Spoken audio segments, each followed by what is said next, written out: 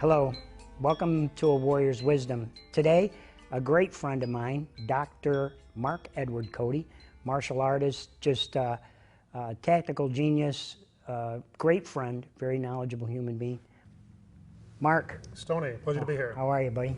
Fantastic. Cool. Dr. Mark Edward Cody, doctor in martial arts. Martial philosophy, right. Martial philosophy. What is that all about? Well, the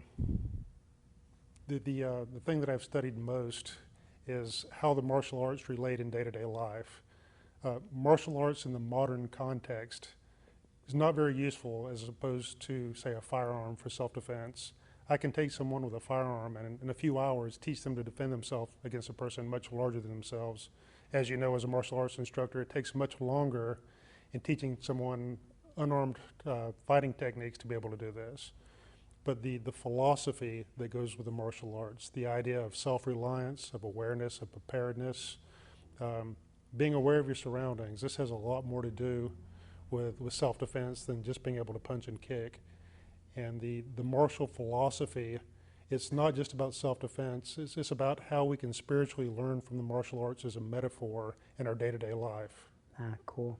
And now, why would you get in such a deep study of martial arts? I mean, I've been studying martial arts for many, many years, had in my school for 30 years, and you've been involved in martial arts as long as I've known you. You were about 14 when I met you. 14 or 15. Why? I mean, why so deep? Well, the samurai said bun buichi, pen and sword in accord, or pen and sword together in unison. The idea of being a warrior, bushi, Bushido, the way of the warrior. The Japanese characters that make up the word Bushido, the bu is a symbol for military. It has the connotation of strength, of physical strength and power. Shi means man, that has the connotation of a man of letters, a learned man, an educated man. And do, Bushido, the do means a way or a path. It's the Japanese equivalent of the Chinese Tao, as in Taoism. So the idea is to be a warrior, you have to be physically strong, spiritually strong, and mentally strong. The idea, we symbolize it in much of our symbolism that we use in the martial arts is a triangle. The human being is composed of a body, a mind, and a spirit. Roger that. Now, when we started messing around with the idea of a warrior's wisdom, when we hang out together, you're 6'6", 260 pounds. I'm 5'6", maybe 160 pounds.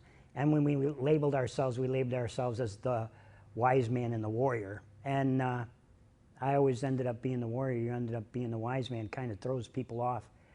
Samurai, the word samurai. I know when people consider me or talk to me as a samurai, most people think of a samurai as the guy that goes around when he's having a bad day, he cuts everybody's head off in town. Is that, what is a samurai? Well, a lot of the historical samurai did do that. They had the legal right to, as they called it, kill and walk away. So the samurai were very much judge, jury, and executioner in many senses. But the ideal of the samurai, just as the ideal of the European knight, is best embodied by the literal translation of the word samurai. Samurai means a servant. And although just in the West, the European knight never achieved the apex of chivalry the way they did in our stories of the Grail romances, King Arthur, the Knights of the Round Table. In the real world, they never really achieved that level. Just as in feudal Japan, they never achieved the ideals of Bushido. But that was what they strove for. One samurai writer, he said, these days, and this was writing in the 1400s, he said, these days, there's not any good examples. So what you have to do is you have to draw from people from history, people from fiction, people you know, and pick and choose the best qualities of these people into a composite, and that is what you strive towards. You try to become that person that you can imagine. Well, it's like Gichin Funakoshi said, the way, who will pass it on straight and true.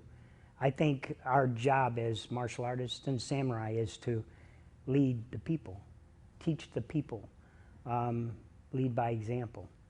Is that your understanding of what our job is here? Well, every story that we have is a story about conflict. It's against man, man against nature, man against God, man against himself. It's always conflict. And the conflict is always something that's engaged in by a warrior. So as a metaphor, there's a lot to be learned from this. I know we're going to do some more shows, and the shows that we're going to be touching on are going to be the way of the Japanese sword, Iaido, cutting and different techniques with the sword. We're also going to do some tactical firearm stuff, you and I together, and concealed weapon carry.